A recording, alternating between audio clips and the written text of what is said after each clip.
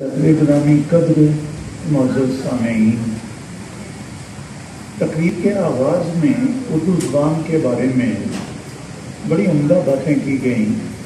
مجھے بھی اردو پڑھاتے عمر گزر گئی۔ ایک وضاحت جناب صدر اور سامعین توجہ دیں، یاد رکھیں قرآن حکیم کا منظوم ترجمہ نہیں ہو سکتا،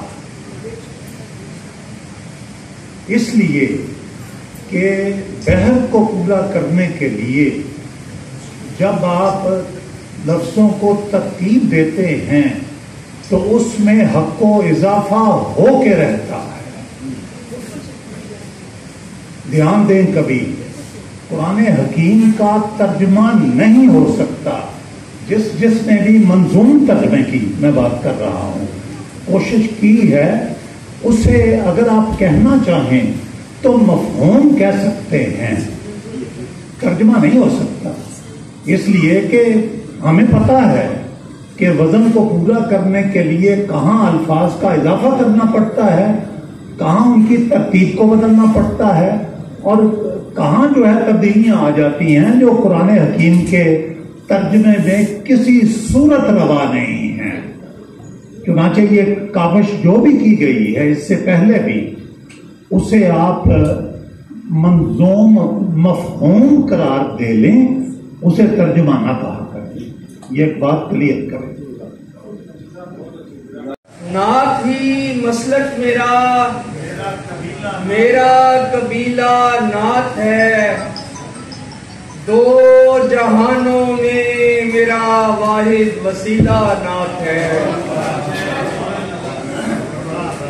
نعت ہی مسلک میرا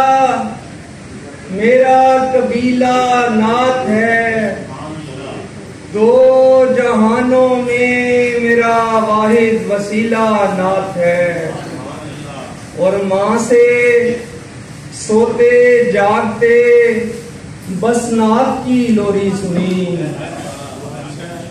ماں سے سوتے جاگتے بس نعت کی لوری سنی، سو کسی بھی حال میں اپنا ساسا نعت ہے۔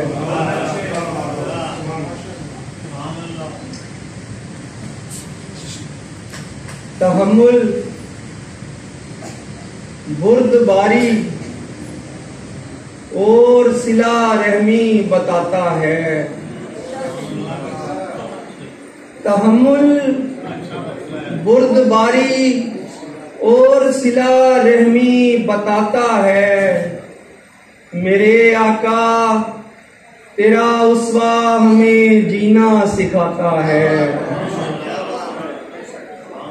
تحمل بردباری اور صلہ رحمی بتاتا ہے، میرے آقا تیرا اسوہ ہمیں جینا سکھاتا ہے۔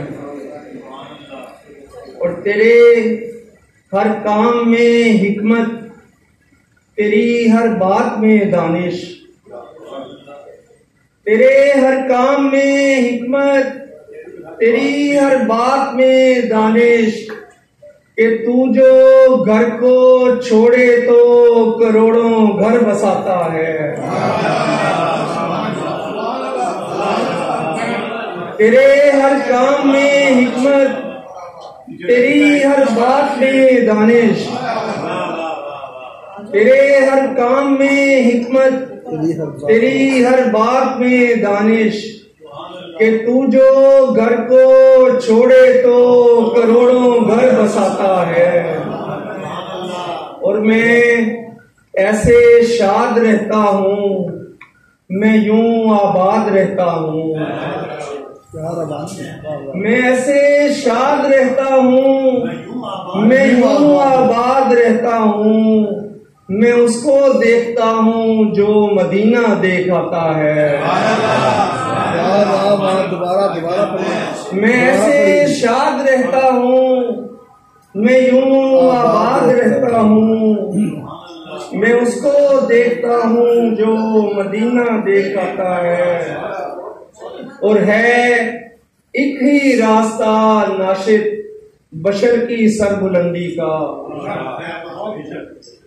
ہے ایک ہی راستہ ناشد بشر کی سر بلندی کا بنے جو آپ کا اس کو خدا اپنا بناتا ہے ایک ہی راستہ ناشد بشر کی سر بلندی کا بنے جو آپ کا اس کو خدا اپنا بناتا ہے